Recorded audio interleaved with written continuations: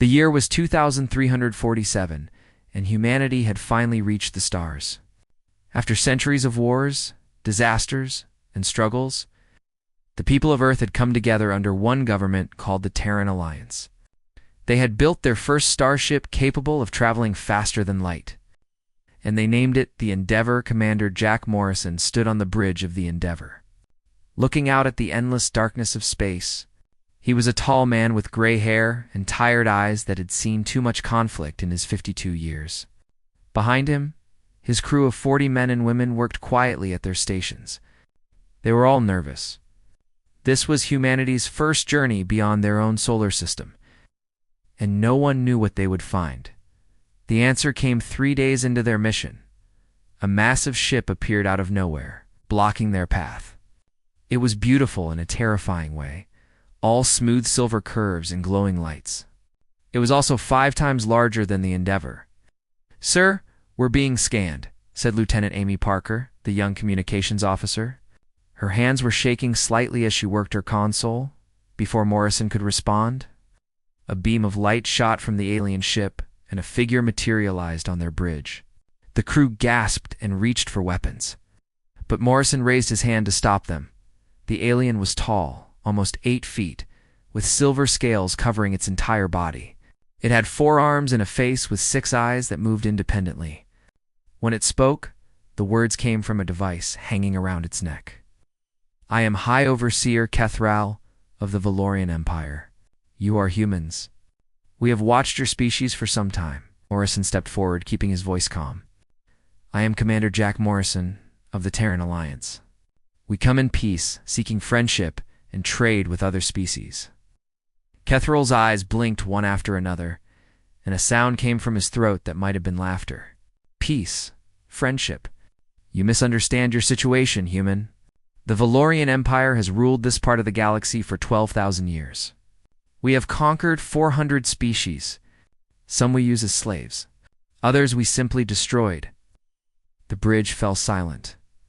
Morrison felt cold sweat running down his back, but he kept his face steady. "We have no interest in conflict," he said carefully.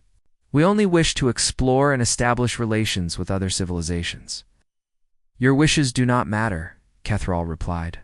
"You will return to your world and stay there. You will not expand beyond your system.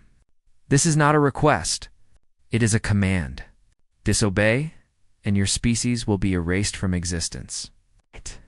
The alien vanished in another beam of light, and the massive ship jumped away, leaving the Endeavour alone in the darkness. 3 weeks later, the Endeavour returned to Earth. Commander Morrison delivered his report to the highest leaders of humanity in a secure room beneath the mountains of Switzerland. President Daniel Carter listened with growing concern. He was a calm man, a former teacher who had entered politics to make a difference. Now he faced a threat unlike anything in human history. "They gave us no choice in the matter," Morrison said. "Submit or die." Those were the only options they offered. Admiral Catherine Price, commander of Earth's military forces, leaned forward. She was 63 years old, with sharp eyes and sharper instincts. "What do we know about their military capabilities?" Dr. Lisa Grant, head of the Advanced Research Division, pulled up holographic images captured by the Endeavour's sensors. "Their technology is approximately 300 years ahead of ours. Their weapons, shields, and engines are all superior. In a direct fight, we would lose badly, so we surrender," asked Vice President Henry Cole, a younger man who often spoke before thinking. "No," President Carter said firmly. "We do not surrender. But we do not start a war we cannot win either." He turned to Dr. Grant. "You said their technology is ahead of ours. Is there anything we have that they don't?" Grant nodded slowly. "Their technology is advanced, but it's also stagnant. They've used the same systems for thousands of years because they've never needed to improve. They conquer species before those species can challenge them. Humans, on the other hand, have been innovating constantly. We adapt, we improve. We find new solutions to problems. That's our advantage." Carter made his decision. "We will send a formal warning to the Valorian Empire. We will make it clear that we want peace, but we will defend ourselves if attacked. At the same time, we will prepare. We will build ships, develop weapons, and establish colonies. Quietly, carefully, we will hope for peace, but prepare for war." The warning was written with great care. It was respectful, but firm. It explained that humanity desired peaceful coexistence and trade. It made clear that humans would not attack first, but it also stated, in simple words, that any attack on human worlds or ships would be answered.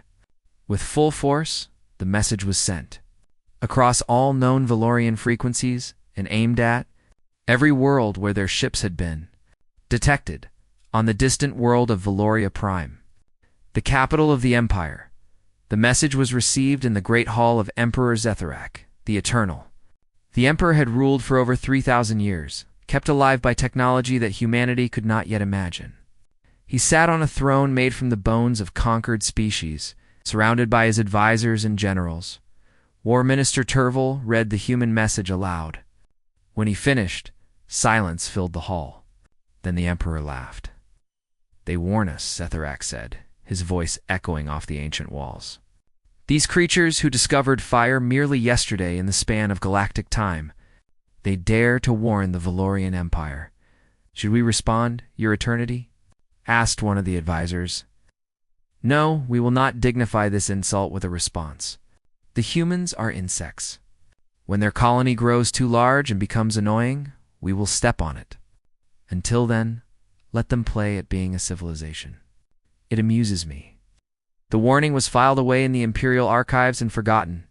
The Valorians returned to their endless routines of conquest and dominion, confident that nothing in the galaxy could threaten them. Back on Earth, humanity waited for a response that never came. President Carter had hoped the Empire might agree to negotiations. That hope faded with each passing month.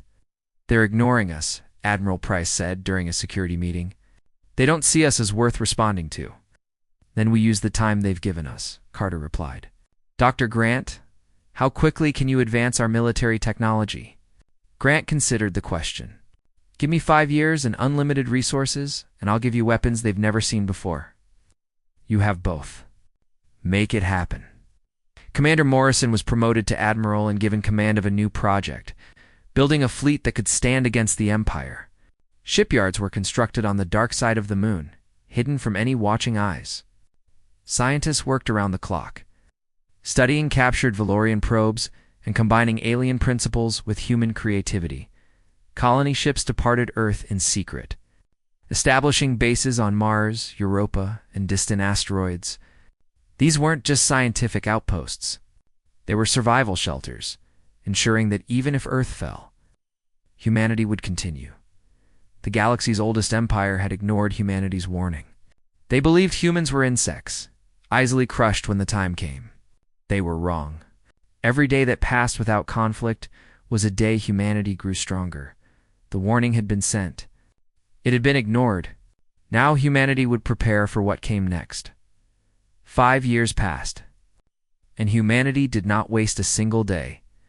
In secret facilities, buried deep beneath the surface of the moon, Dr. Lisa Grant led a team of 3,000 scientists and engineers. They called their work Project Phoenix, and it was humanity's best hope for survival. They took apart captured Valorian probes, piece by piece, studied every component, and figured out how the alien technology worked.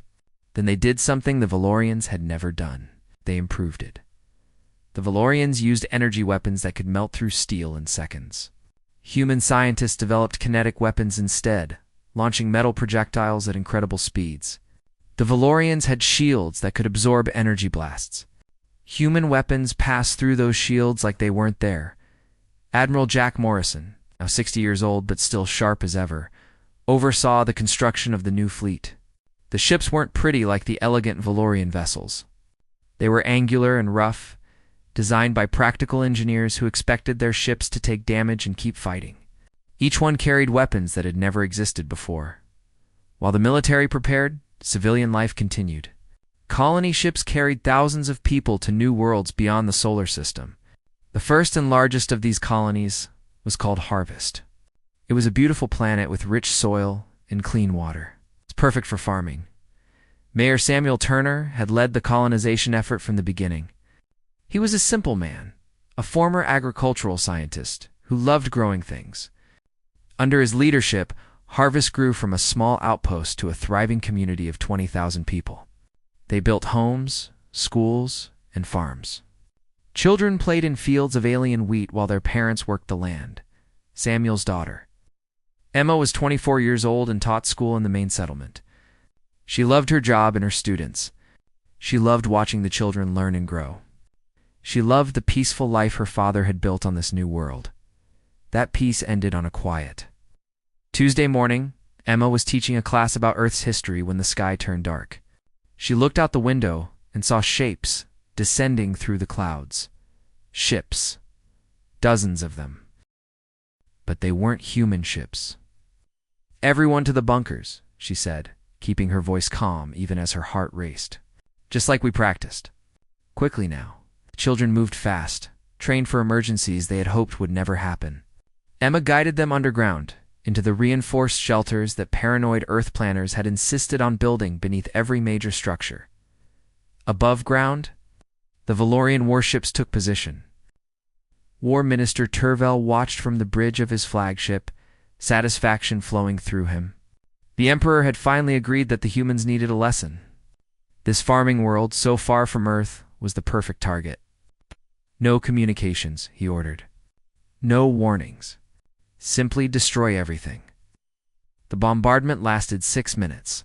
Weapons designed to crack open planets rained down on Harvest. The main settlement was vaporized in the first 30 seconds. Farms, roads, and homes were erased from existence. The sky turned orange with fire. The ground shook with endless explosions. When it finally stopped, Harvest was a burning wasteland. Of the 20,000 colonists who had called it home, fewer than 300 survived in the underground bunkers. Emma Turner was one of them. When she finally emerged from the shelter, leading a group of terrified children, she found nothing but ash and ruin. She searched for hours, calling her father's name, until her voice gave out. She found his body near what had been their home, still holding the garden tools he had been using when the attack began. She didn't cry. Something inside her had gone cold and hard, like steel being forged in fire. The news reached Earth within hours. Sensor stations on distant moons had recorded everything. President Daniel Carter watched the footage in silence, his face growing pale. The entire cabinet sat frozen, unable to speak. When the recording ended, Carter stood slowly. His hands were shaking, but his voice was steady. "How many dead?" "Approximately 19,700, Admiral Price replied quietly, "including 1,500 children." Carter closed his eyes for a long moment. When he opened them, something had changed. The patient teacher, the careful diplomat, was gone. In his place stood something harder. Prepare a global broadcast. I will address all of humanity in 1 hour. The broadcast reached every screen on Earth, every colony, every ship. President Carter stood alone at a simple podium, the flags of the Terran Alliance behind him. "Citizens of Earth and all human worlds," he began. "Today the Valorian Empire attacked our colony on Harvest without warning, without provocation, and without mercy. They murdered 19,700 innocent people, including 1,500 children. They did this not because we threatened them. They did this because they could, because they believed we were too weak to stop them." He paused, and when he spoke again, his voice was ice. 5 years ago, we sent them a warning. We offered peace. We asked for nothing but the right to exist. They ignored our warning. They rejected our peace. They attacked our people." Carter leaned forward slightly. "The Valorian Empire believes we are insects to be crushed. They believe we will submit, that we will cower, that we will accept our deaths quietly. They are wrong. We did not survive ice ages, plagues, and our own foolishness as a species only to be wiped out by arrogant tyrants who cannot imagine a universe where they are not supreme." His voice rose.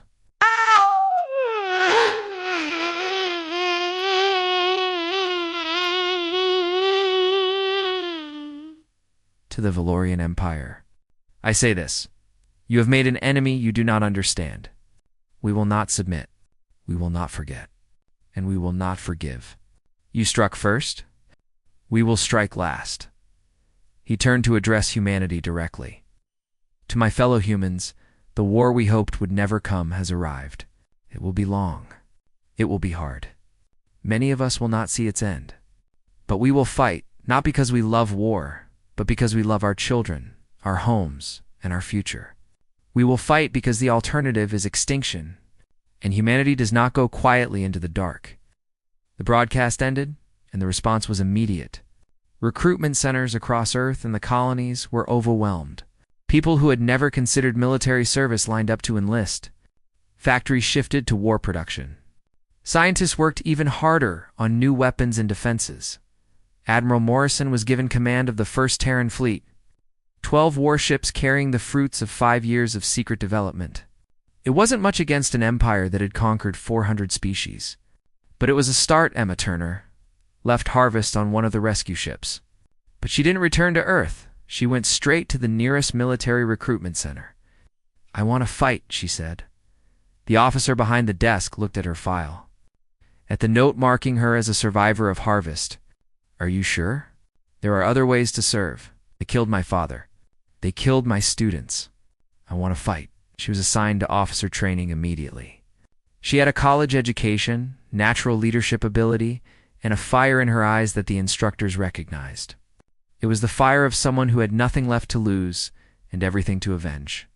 3 months later, newly promoted Lieutenant Emma Turner reported for duty aboard the Terran warship Defiance. The fleet was preparing to launch its first mission, an attack on a Valorian military outpost called Station Keth. The warning had been ignored. Harvest had been destroyed. Now humanity would show the galaxy what happened when you pushed them too far.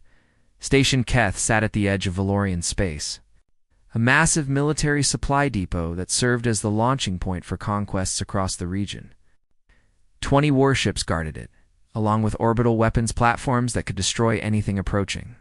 The station had never been attacked, because no species had ever been foolish enough to try. The first Terran fleet dropped out of faster-than-light travel at the edge of the system. Admiral Jack Morrison stood on the bridge of his flagship, the Endeavour II, named in honor of the ship that had made first contact. Around him, his officers worked their stations with nervous energy. "All ships report ready," said Commander Kevin Harper, Morrison's second-in-command. He was a young man, barely 30, but he had proven himself in countless simulations. "Signal the fleet," Morrison ordered. "We go in together. Stay in formation until we reach weapons range, then break and engage at will. Target their ships first. The station can wait." The 12 human ships accelerated toward Station Keth. They were detected immediately on the Valorian command ship. Fleet Commander Rathos studied the sensor readings with disbelief. 12 vessels? The humans attack us with 12 vessels against our 20. "Perhaps they come to surrender," suggested his second-in-command. "No, they come to die." Rathos allowed himself a cold smile. The Empire wanted a demonstration of what happens to those who resist. We will provide one. All ships, advance, and destroy. The Valorian fleet moved forward in perfect formation, their ships gliding through space with the confidence of predators who had never known defeat. Their shields activated, their weapons charged. They had done this countless times before, against countless species. This would be no different. They were wrong. Morrison watched the enemy approach on his tactical display. Weapons range in 30 seconds. All ships prepare to fire on my command. Lieutenant Emma Turner sat at her station on the Defiance, monitoring enemy positions. Her hands were steady. The fear she had felt when she first enlisted was gone, replaced by cold focus. These were the same people who had destroyed Harvest. Today, she would help destroy them. "Weapons range," Harper announced. "Fire." Morrison said the human ships launched their weapons. They weren't energy beams like the Valorians used. They were physical projectiles. Dense metal rods accelerated to a significant fraction of light speed. Dr. Grant had called them kinetic penetrators. And they worked exactly as designed. The Valorian shields were calibrated to absorb energy weapons. They had been designed that way for thousands of years, because every species the Empire had ever encountered used energy weapons. The kinetic penetrators passed through those shields as if they were made of air. 3. Valorian ships died in the first volley. Fleet Commander Rathaws stared at his display in shock. That's impossible. Our shields. Sir, their weapons are physical projectiles, his tactical officer reported, voice trembling. Our shields aren't configured to stop physical matter at those velocities. Then reconfigure them. It will take time. Our systems have never needed. Another volley hit. 2 more Valorian ships exploded. Rathos tried to rally his forces. All ships close to point-blank range. Their weapons will be less effective at close quarters. Use our superior numbers, but the human ships weren't cooperating. Instead of fighting in neat formations like every other species, they moved erratically. They accelerated, decelerated, changed direction without warning. The Valorian targeting systems, designed for predictable enemies, struggled to track them. Morrison had studied every species the Valorians had conquered. All of them had fought with honor, with discipline, with formations. All of them had lost. Humans would fight differently. Break formation, he ordered. Individual targeting. Hit and run. Don't let them pin you down. The battle turned into chaos. Human ships darted between the larger Valorian vessels, firing at close range and then speeding away before the enemy could respond. They used asteroids for cover. They attacked from unexpected angles. They fought dirty and smart. On the Defiance, Emma Turner tracked a Velo. Rion cruiser attempting to flank their position. Enemy vessel bearing 274. Closing fast, Captain Howard Lane, commander of the Defiance, made an instant decision. Hard to port. Bring us around behind them. The Defiance swung in a tight arc that would have been impossible for the larger Valorian ship. They came up behind the cruiser and fired 3 kinetic rounds directly into its engines. The alien ship shuddered and went dark. Target disabled, Emma reported. A small part of her felt satisfaction. The battle lasted 40 minutes.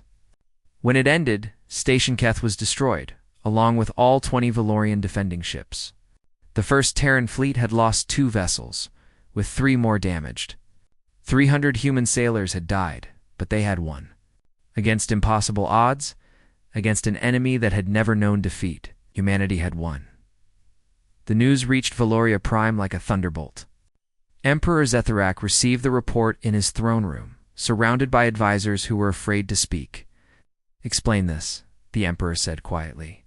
Quiet from Zetharak was more terrifying than any shout. War Minister Turville stepped forward reluctantly. The humans developed weapons we did not anticipate. Our shields were not prepared. It was a tactical surprise, nothing more. We will adapt. You assured me they were insects. You assured me they would be easily crushed. They will be your eternity. We simply underestimated them. It will not happen again. See that it doesn't. Send the Third Armada. 60 ships. Destroy their fleet, and then burn their homeworld until nothing remains. The Third Armada gathered and launched within days. 60 warships, each one upgraded with new shield configurations that could stop physical projectiles. The Valorians learned quickly when they needed to, but humanity learned faster. Hidden throughout Valorian space were tiny observation probes, devices so small they were nearly invisible. These probes sent constant information back to Earth, reporting on enemy movements and tactics.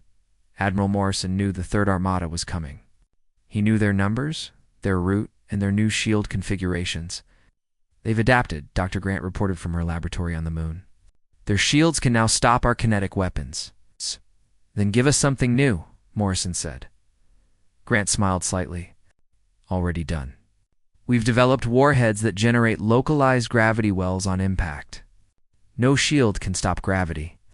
The second battle of the war took place in the Andros Nebula, a region of swirling gases and radiation that interfered with sensors. Morrison chose it deliberately. They have numbers, he told his captains before the battle. We have brains. Use the nebula.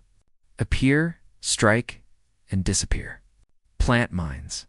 Broadcast false signals. Make them chase shadows. Emma Turner, now a full lieutenant, coordinated targeting data across the fleet. She watched as human ships emerged from the colored gases fired and vanished again. Valorian vessels chased signals that led them into minefields. They shot at sensor ghosts while real human ships attacked from behind. The Third Armada had 60 ships. When they finally retreated, only 28 remained. The battle that was supposed to avenge Station Keth became another humiliation. The empire that had conquered 400 species had now lost twice to a race they considered insects. On Valoria Prime, Emperor Zetharak dismissed his advisors and sat alone on his ancient throne. For the first time in 3,000 years, he felt something he had forgotten existed. Doubt. But doubt quickly turned to rage. If they will not die easily, he said to the empty hall, then they will die hard. Mobilize everything. Every ship. Every soldier. This is no longer punishment. This is extermination. Gave an order that had not been given in over 1,000 years. Total war. The galaxy was about to see what the Valorian Empire could truly do when it was no longer holding back. And humanity was about to face its greatest test. The Valorian Empire had not mobilized for total war in over 1,000 years. They had never needed to. Their enemies were always weak, always unprepared, always defeated before they could become a real threat. But the humans had changed everything. And now, the Empire would show the galaxy why it had ruled for 12,000 years. 500 warships gathered at the staging point near the core system. It was the largest fleet ever assembled in Valorian history. Each ship had been upgraded with the latest weapons and shields. Each crew had been trained specifically to fight human tactics. Emperor Zetharak the Eternal watched the preparations from his throne room through direct feeds. Satisfaction replacing the doubt he had felt before. When this fleet reaches their homeworld, he declared to his remaining advisors, there will be nothing left. Not their cities. Not their ships. Not their memories. Future species will look upon the ashes of Earth and know the price of defying the Valorian Empire. Humanity watched and prepared for what might be their last stand. President. Daniel Carter had aged years in the months since the war began. His hair was fully gray now, and deep lines marked his face. But his eyes were still clear, and his determination had not wavered. How long do we have? He asked during an emergency meeting. Admiral Morrison displayed the holographic star map showing the enemy fleet. If they launch from core, they will reach Earth in approximately 30 days. Our observation probes are tracking their every movement. And our forces? 47 combat-capable ships. Even with our technological advantages, we cannot defeat 500 in open battle. The math simply doesn't work. General Marcus Webb, commander of ground forces, spoke up. We can fortify Earth, Luna, and Mars. Make them pay for every inch. Drag the war out for years. That only delays the inevitable, Carter said. If 500 ships aren't enough, they'll send 1,000. We need a different solution. Dr. Lisa Grant had been quiet until now. She looked exhausted, dark circles under her eyes from weeks without proper sleep. But when she spoke, there was a spark of desperate hope in her voice. Project Phoenix has entered its final phase. We've developed something that could change everything. She pulled up schematics on the holographic display. The image showed a small device, no larger than a torpedo. This is a stellar destabilizer. When deployed into the corona of a star, it triggers a cascade reaction that causes the star to go supernova. The room fell silent. Everyone understood the implications. You're talking about destroying an entire system, Carter said quietly. Yes. Grant didn't look away. The Valorian Armada is gathered near the core system star. If we can get this device close enough and deploy it, the supernova will destroy everything within the system. All 500 ships, gone in an instant. Morrison leaned forward. How do we get it there? Their sensors will detect any ship we send. We've developed new stealth technology. A small, fast ship could slip through their patrols. It would need a skilled crew willing to take a nearly impossible risk. The chances of survival are very low, Carter finished. You're asking for volunteers on what might be a suicide mission. I'm asking for volunteers to save humanity, Grant replied. If that fleet reaches Earth, we're finished. This is our only real chance.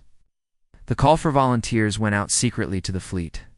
They needed a crew of 12 for the mission. Within hours, they had over 1,000 applications. Captain Nathan Cole was chosen to lead the mission.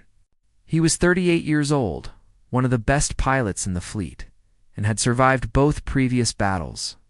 When Morrison told him the odds, he simply nodded. Someone has to do it. Might as well be someone good at their job. Lieutenant Commander Emma Turner was among the chosen crew. When Morrison questioned her selection personally, she gave him the same steady look she had worn since Harvest. They killed everyone I loved. If I can stop them from doing that to anyone else, even if it costs my life, that's a trade I'll make. Morrison had no argument against that. The ship chosen for the mission was the smallest and fastest in the fleet. They named it the Harbinger. It was loaded with the stellar destabilizer and enough supplies for a 3-week journey through enemy territory. The night before launch, President Carter visited the crew personally. He shook each hand and looked each person in the eyes. "I can't promise you'll come home," he said. "I can only promise that if you succeed, humanity will survive. Your names will be remembered as long as there are humans to remember them." Captain Cole spoke for the crew. "We understand, sir. We're ready." The Harbinger launched at midnight and immediately engaged its stealth systems. Light bent around the hull, making it nearly invisible. Its engines were designed to leave almost no signature. For 3 weeks, the small ship crept through Valorian space, avoiding patrols. Hiding in the shadows of planets and asteroids, Emma spent most of the journey monitoring sensors, watching for any sign they had been detected. She had time to think during those long hours. She thought about her father, about the children she had taught, about the life she had lost on Harvest. She thought about Earth and the billions of people who didn't know their survival depended on 12 people in a tiny ship. She didn't think about surviving. That seemed too much to hope for. On the 18th day, the Harbinger reached the core system. The sight that greeted them was terrifying. 500 Valorian warships hung in space near the star, arranged in perfect formations. Support vessels moved between them, making final preparations for the journey to Earth. "That's a lot of ships," muttered Lieutenant Chris Baker, the weapons officer. "Not for long," Cole replied. "Take us in. Slow and steady. Get as close to the star as possible before we deploy." The Harbinger crept closer, using the star's radiation to mask their approach. Emma watched the enemy fleet, wondering if any of those ships had been at Harvest. She hoped they had. She wanted them to burn. They were within deployment range when everything went wrong. "Enemy patrol," Emma reported, her voice tight. 3 ships, bearing directly toward us. I think they've detected something." Cole didn't hesitate. "Deploy the weapon. Now." The stellar destabilizer launched from the Harbinger's belly, accelerating toward the star's corona. At the same time, Cole pushed the engines to full power. "All power to engines. Get us out of the system." Valorian patrol ships opened fire. The Harbinger's stealth was useless now. They were running for their lives while behind them. The destabilizer dove into the star. Dr. Grant had explained that the reaction would take approximately 2 hours to reach critical mass. 2 hours of waiting, 2 hours of running, 2 hours of hoping. Weapons fire hit the Harbinger's shields. Alarm screamed. Hull breaches opened on the lower decks. 3 crew members died in the first minutes of the chase. "Shields failing," reported Lieutenant Baker. "Keep going," Cole ordered. "Every second we survive is another second closer to the reaction." Emma worked her station with desperate focus, trying to find paths through the asteroid field they were entering. If they could just stay alive a little longer... An explosion rocked the ship. More alarms. More damage? "Engine 2 is gone," someone shouted. They limped onward with half their propulsion, enemy ships closing from behind. The Valorian commander was confused by the humans' desperate flight, but assumed they were simply trying to escape. He didn't know about the weapon buried in his star. 1 hour passed. Then 90 minutes. The Harbinger was barely holding together when Emma noticed something on her sensors. The star. It's changing. Everyone who could still move looked at the readings. The core system's star was expanding, its surface boiling with unnatural energy. "It's working," Cole said. It's actually working. Then the star exploded. The supernova was visible across light years. A wave of energy and fire consumed everything in the core system. 500 Valorian warships, the largest fleet ever assembled, ceased to exist in an instant. The light of their destruction would be visible across the galaxy for centuries. The Harbinger was caught at the edge of the blast wave. Systems failed. Hull breaches multiplied. The ship tumbled through space, torn apart by forces that should have destroyed it completely, but somehow impossibly. The core of the ship held together. When rescue vessels from Earth found them 3 days later, only 5 crew members were still alive. Captain Cole had died protecting the bridge during the blast. Lieutenant Baker had died at his station. 7 others had given their lives to save humanity. Emma Turner was one of the survivors. She was pulled from the wreckage unconscious, woke up in a medical bay on Earth, and learned that they had 1,500 ships. The greatest threat humanity had ever faced. Gone. The tide had turned. The destruction of the core armada changed everything. Not just for humanity, but for the entire galaxy. For 12,000 years, the Valorian Empire had ruled through fear. They conquered species before those species could become threats.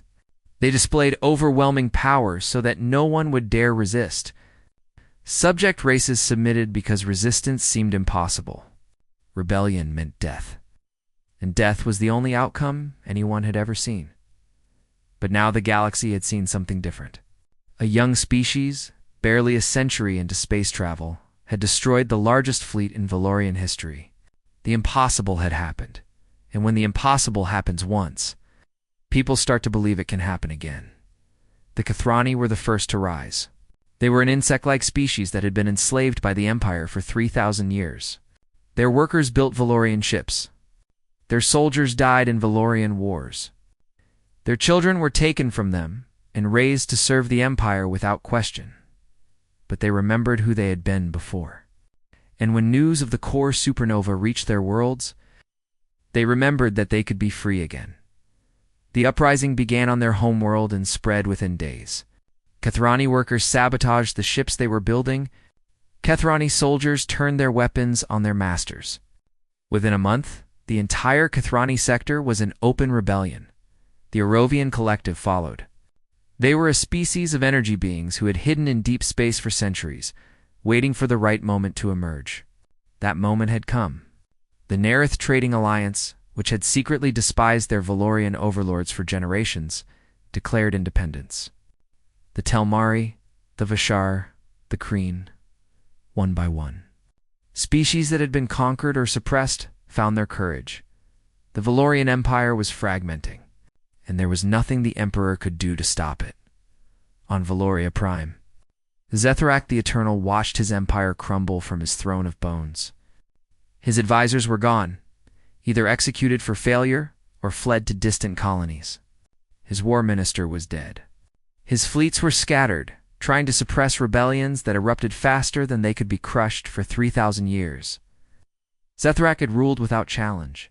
Now, in the span of months, everything he had built was falling apart. And at the center of it all were the humans. The insects he had dismissed, the primitives he had ignored. He died alone 6 months after the core supernova. When his own palace guards turned against him, the exact circumstances were never confirmed. Some said he was killed in his sleigh. Others said he took his own life rather than face the humiliation of defeat. It didn't matter. The Eternal Emperor was gone, and no one rose to take his place. Admiral Jack Morrison, 70 years old, led the Terran fleet not to conquest but to liberation. As human ships entered former Valorian space, they were met not with weapons, but with gratitude. "You are the humans," said the Kathrani ambassador when she met with Morrison aboard his flagship. Her compound eyes glistened with an emotion that transcended species. "We watched your struggle from our chains. We saw you refuse to surrender. We saw you fight when all logic said you should lose. You showed us that the Empire could be beaten." "We didn't do it alone," Morrison replied. "We survived because we worked together, because we refused to give up. Any species can do the same. But you were the first. that matters. Earth established what they called the Galactic Coalition. It was different from the Valorian Empire in every way that mattered. Membership was voluntary. No species was forced to join. Those who joined agreed to mutual defense and free trade. But they kept their independence, their governments, their ways of life. The coalition grew quickly.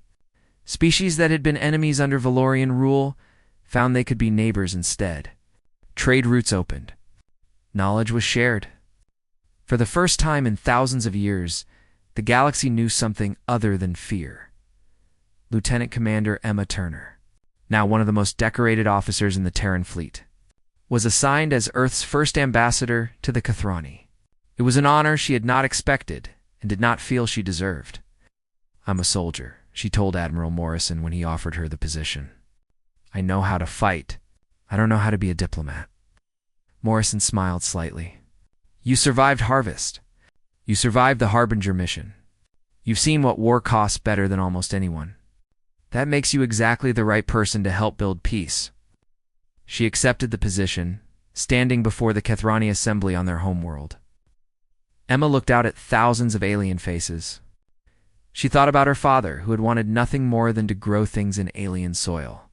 She thought about her students on Harvest, who would never grow up. She thought about Captain Cole and the others who had died on the Harbinger so that humanity could survive. "We are human," she said, her voice carried by translation devices to every corner of the Great Hall. "We came to the stars, hoping to find friends. Instead, we found an empire that wanted to destroy us. We survived not because we were stronger, but because we refused to accept that our only choices were submission or death." She paused, looking at the assembled delegates. "We do not come to you as conquerors. We will never demand that you serve us, or bow to us, or give up who you are. We come as neighbors, hoping to be friends. We offer everything we have, and we ask nothing except what you freely choose to give. The old way, the way of empire and slavery, is over. Together, we can build something better." The applause that followed was unlike anything Emma had heard before. It came from beings of dozens of species, each one expressing approval in their own way.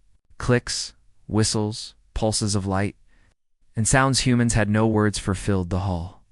3 years after the war ended, the Valorian Empire was completely dissolved. Its former territory had fragmented into dozens of independent states and federations. Some of these eventually petitioned to join the coalition.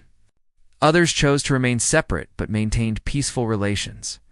President Daniel Carter, in his final address before retirement, spoke to an audience that spanned the galaxy. Humans and aliens gathered together in the Great Plaza in Geneva, while billions more watched through broadcast networks that now reached hundreds of worlds. "When we first reached the stars," Carter said, "we were told we were nothing. We were told to know our place. We were told that our only options were submission or extinction. We refused those options. We chose a third path. Now we looked out at the crowd at faces human and otherwise. We sent a warning to the Valorian Empire. They ignored it. They believed we were insects, easily crushed. They discovered too late that they were wrong. But this is not a story of revenge or conquest. We did not fight to replace one empire with another. We fought so that every species, every people, every individual could choose their own future." He smiled, the first real smile he had allowed himself in years. "The warning we sent was ignored. The lesson we taught will not be forgotten.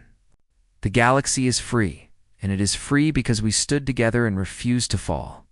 Admiral Morrison watched the address from his home in Colorado. He had finally retired after the war, trading his uniform for civilian clothes and his flagship for a small house with a good view of the mountains. Beside him sat Dr. Lisa Grant, who had also stepped away from public life. They held hands and watched in silence as Carter finished his speech. They had done their part. The next generation would take things from here. On the Kathrani homeworld, Ambassador Emma Turner watched the same broadcast with her staff. She thought about how far she had come from the young teacher on Harvest who had never imagined leaving her quiet life. The universe had taken everything from her and then given her the chance to help build something new. She still missed her father every day. She still dreamed of Harvest sometimes, of the flames and the ash. But she had found purpose in the ruins of her old life. She had helped save humanity and then helped humanity save others. The galaxy had ignored Earth's warning. Earth had struck back. And now, together, all of them were building a future worth fighting for. The story of humanity among the stars was just beginning. But the first chapter was complete. They had warned. They had fought. They had won. And they had proven that even the smallest voice, if it refuses to be silenced, can change everything in the darkness between stars. New ships traveled freely where once only the Empire's vessels had dared to go. On 100 worlds, children of 100 species looked up at the sky and saw not threat but promise. And somewhere in that vast expanse, the light of the core supernova still traveled outward. A reminder to anyone who might think of conquest: humanity would not be ignored. Not now. Not ever again.